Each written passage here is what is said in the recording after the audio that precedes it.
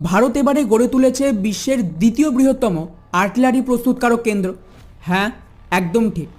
China, America, Russia সবাইকে টেক্কা দিতে ভারত আসছে এক নতুন চমক নিয়ে। মহারাষ্ট্রের জেজুরিতে কল্যাণী গ্রুপের নতুন কারখানা তৈরি হচ্ছে, যা এবারে বছরে কম করেও 250 থেকে 300টা করে আর্টিলারি গান তৈরি করবে। এটা শুধু ভারতের সামরিক শক্তিকেই বৃদ্ধি করবে তাই নয়, বরং বিশ্ববাজারেও ভারতের আধিপত্য বিস্তার করবে। আর এটা কিন্তু খুবই গুরুত্বপূর্ণ।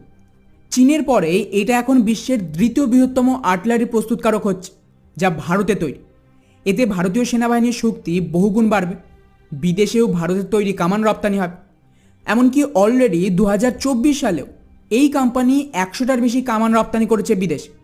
এখন আমেরিকা সহ বিভিন্ন দেশ ভারতীয় কামানের ওপর ইন্টারেস্ট শো করছে। ফলে এটা শুধু আত্মনির্ভর ভারতের একটা বিরাট সাফল্য তাই নয়, বরং শত্রুদের জন্য সরাসরি ভারতের হুঁশিয়ারি।